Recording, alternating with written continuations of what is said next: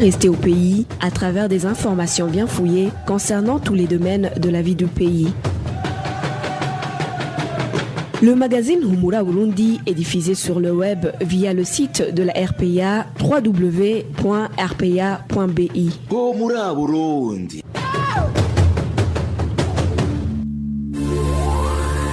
À la présentation, Émile Nibasumba. Vendredi 20 mars 2020, au sommaire,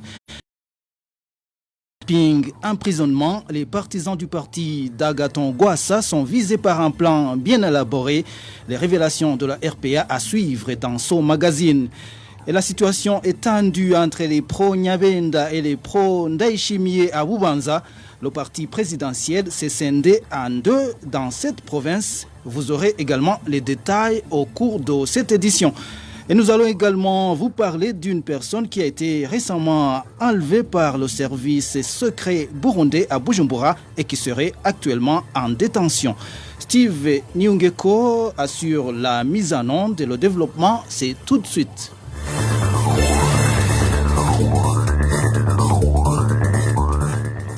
Bonsoir et bienvenue dans cette édition. Les portes sont grandement ouvertes à tout réfugié burundais qui souhaite retourner au pays pourvu que son retour soit conforme aux normes internationales et relatives.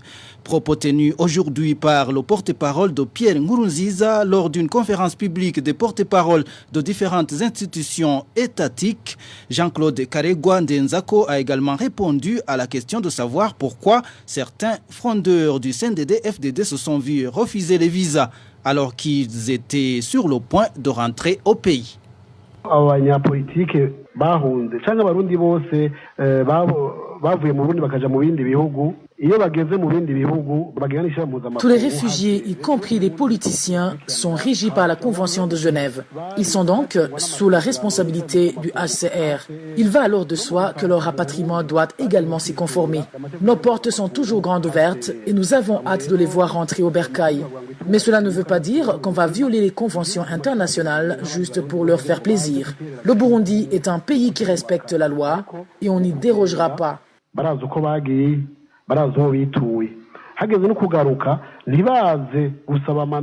Ils ont eu tort en s'adressant directement à notre ambassade à Kampala alors qu'ils savent très bien par où ils sont passés pour avoir leur statut de réfugiés. S'ils veulent réellement rentrer, ils n'ont qu'à se conformer à la loi et ils seront les bienvenus.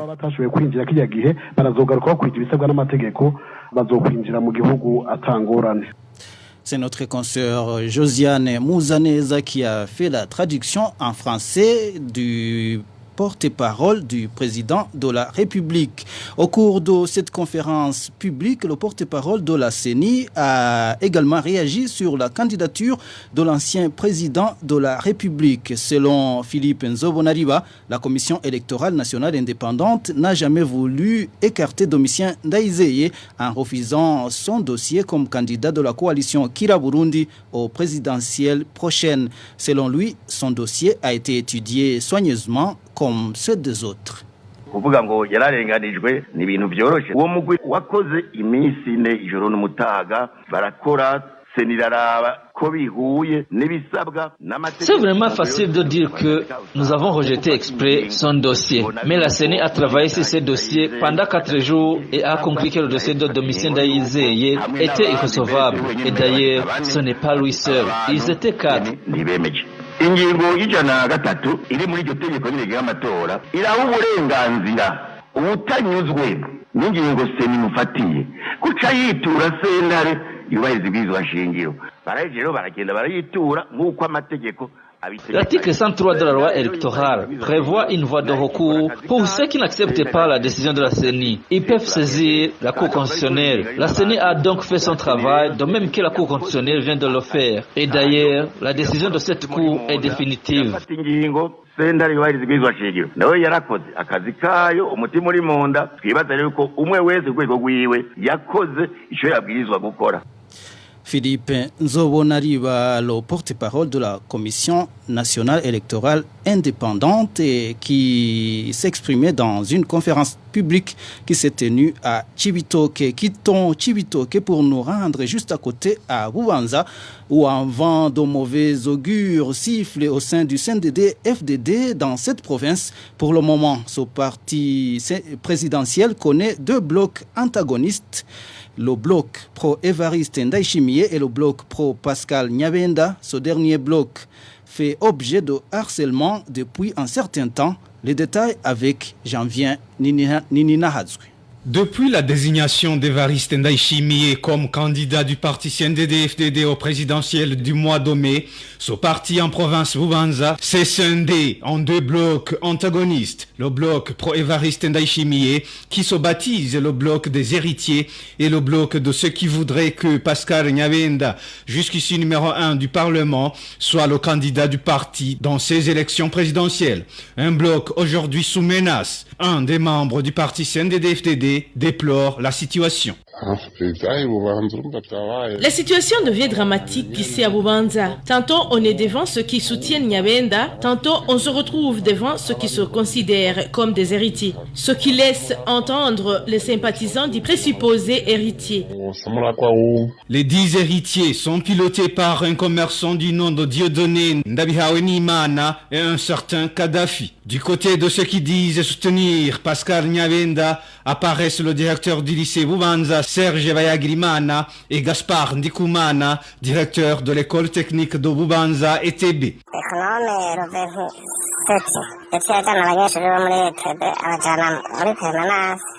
En date du 27, l'économe a rassemblé les élèves de l'ETB à la permanence du parti avec des instruments de musique très neufs. Il leur a signifié que ces instruments sont réservés pour agrémenter la musique qui glorifie l'héritier. C'est ainsi qu'est né le groupe des héritiers qui persécutent les autres Bagumyabanga.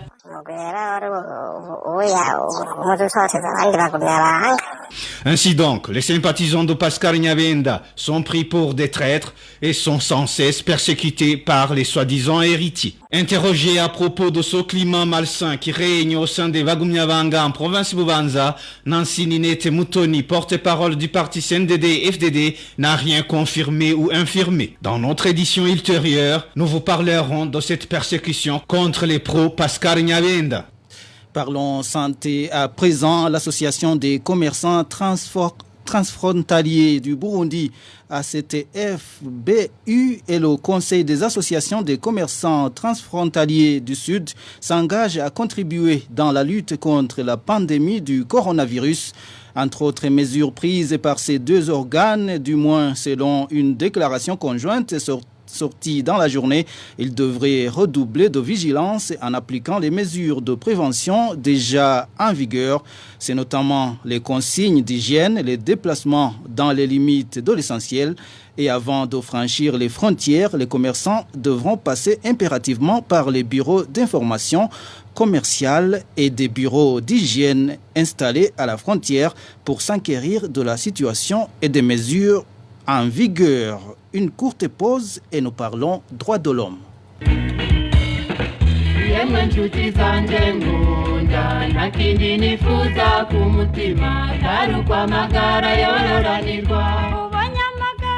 Le ministère de la Santé publique et de la lutte contre le sida recommande à la population ce qui suit.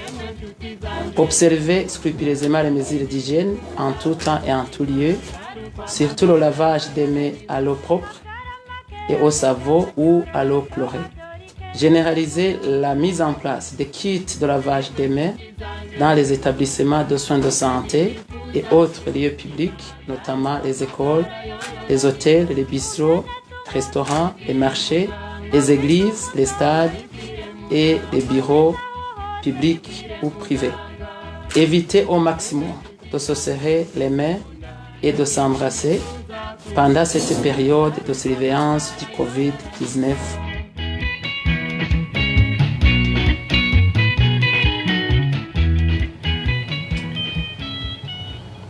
Une personne a été enlevée ce mardi par des agents du service national de renseignement en mairie de Bujumbura. Certaines sources indiquent que cet individu serait incarcéré dans l'un des cachots de la documentation. Les détails avec Éloge Divin Remèche.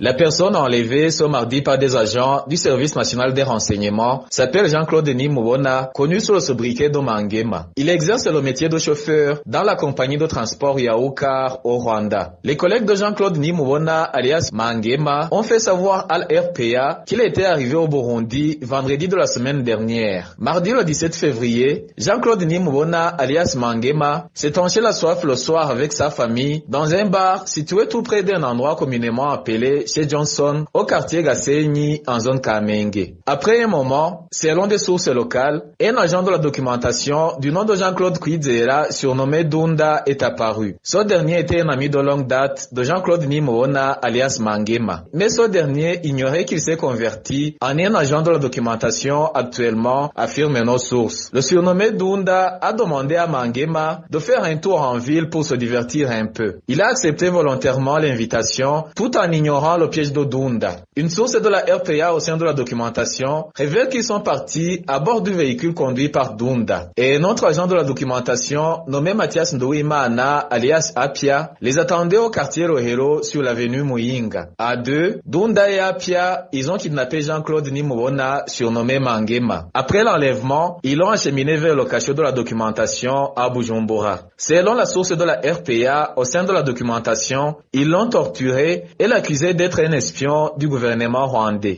Jean-Claude Nimubona serait dans un des cachots du Service national des renseignements burundais à Rohero, révèle la source de la RPA. Nous n'avons pas encore pu joindre Jean-Claude Kwizera, surnommé Dunda, tout comme le porte-parole du Service burundais des renseignements. Et un membre du parti CNL a été retrouvé mort ce jeudi dans la rivière Murago qui sépare les provinces Bujumbura rurale et Bubanza. Sa famille indique que la victime avait disparu 2 jours plus tôt. Emmanuel Daishimi. Cette personne retrouvée morte répond au nom d'Île-Défense Ndaïsaba. Il était membre du parti CNL. Il habitait au quartier Bubanza de la zone Kinama à mairie de Bujumbura et était agent de l'INSS. Les sources sur place à Kinama indiquent qu'Île-Défense Ndaïsaba était parti comme d'habitude au travail mardi dernier. Depuis lors, sa famille ne l'a pas revu. Jeudi dernier, le corps sans vie d'Île-Défense Ndaïsaba a été retrouvé dans la rivière Murago qui sépare Bujumbura Rihar et Bubanza. Ceux qui ont vu le cadavre révèlent que ses bourreaux lui avaient arraché les yeux et qu'il avait des blessures au niveau de la gorge. Les membres du parti CNL affirment qu'Île-Défense Ndaïsaba a été victime de son appartenance au parti CNL et demandent des enquêtes sur cet assassinat. Île-Défense Ndaïsaba laisse une veuve et des enfants. Nous avons essayé de joindre par téléphone Jeanne Nakitegetse, chef de zone Kinama, sans succès. Ce qui arrive aux partisans du Congrès national pour la liberté n'est pas un fait de hasard. La direction de la RPA alerte sur un plan criminel visant à éliminer physiquement, faire disparaître et emprisonner injustement ces membres du parti CNL. D'après Bob Rugurika, directeur de la radio, ce plan a été révélé par une partie de ceux qui ont été sollicités pour mettre en exécution cette barbarie qui vise 2 principales catégories. Nous avons reçu de différentes sources fiables il y a quelque temps des informations sur l'existence d'un plan criminel visant à tuer, faire disparaître et arrêter injustement des membres du parti CNL. Selon nos sources, 2 catégories seraient principalement visées par ce plan. Il s'agit des responsables à la base du parti CNL, notamment au niveau des collines, des zones et des communes. L'autre catégorie visée est celle des commerçants soupçonnés de contribuer financièrement pour le parti CNL. D'après nos sources, ceux qui ne seront pas tués ou portés disparus seront injustement arrêtés à la suite des montages de fouilles et perquisitions qui se feront dans des ménages des membres du CNL dans différents coins du pays. Et pour rappel, ajoute Bob Rugurika, des centaines de leaders du parti, alors appelé FNL, avaient été arrêtés et détenus à la veille des élections de mai 2010. Sauf que pour le moment, les concepteurs privilégient l'assassinat à la place des arrestations. Suivez encore une fois Bob Rugurika. Nous n'avons pas voulu donner des détails sur cette information pour la sécurité surtout de nos sources, mais là je tiens à souligner que nous pourrions les transmettre à qui de droit. Ici j'ajouterai que ce plan ne diffère pas beaucoup avec celui de 2010, quand des centaines de leaders du parti, alors appelé FNL à la base, étaient arrêtés et détenus quelques jours avant les élections de mai 2010. Mais aujourd'hui le pire c'est que les concepteurs privilégie l'assassinat à la place des arrestations. Bob Rugurika, c'est le directeur de la radio publique africaine. Ce plan macabre aurait, selon les sources, été validé au début de l'année en cours. Je vous rappelle que vous nous suivez en direct sur la page Facebook de la RPA Idjwi Gabanyagihugu, mais également sur notre compte Twitter. Tout de suite, nous abordons la page justice. Audience publique ce jeudi à Gitega du procès de l'assassinat du président Melchior Ndadaye. La chambre judiciaire de la Cour suprême avait programmé d'entamer le fond de l'affaire. Les accusés présents au Burundi étaient tous présents à l'audience, mais le siège n'a pas pu finalement entrer dans le fond de l'affaire, ayant introduit un pourvoi en cassation contre la décision de la section d'appel de la Cour suprême qui a rejeté les exceptions procédurales soulevées par la défense. Les 4 prévenus détenus ont refusé d'aller au fond de l'affaire avant la décision de la cassation. Le dossier a alors été remis au 26 avril prochain et les prévenus dans ce dossier sont au nombre de 20. Les 15 qui ne sont pas au pays se sont vus refuser le droit d'être représentés par des avocats. Contacté, l'un des avocats des prévenus a indiqué qu'ils ne sont pas du tout étonnés par les décisions du tribunal dans un pays qui a refusé des visas aux avocats étrangers. Selon la source, ces décisions répondent aux exigences d'un agenda politique que tout le monde connaît. Et voilà, c'est par ici que nous mettons un point final au magazine Humura Burundi de ce 20 mars 2020. Merci à Steve Niungeko pour sa collaboration technique. Merci également à vous tous qui nous avez suivis. Emile Nibasumba, je vous présentais cette édition. Au revoir.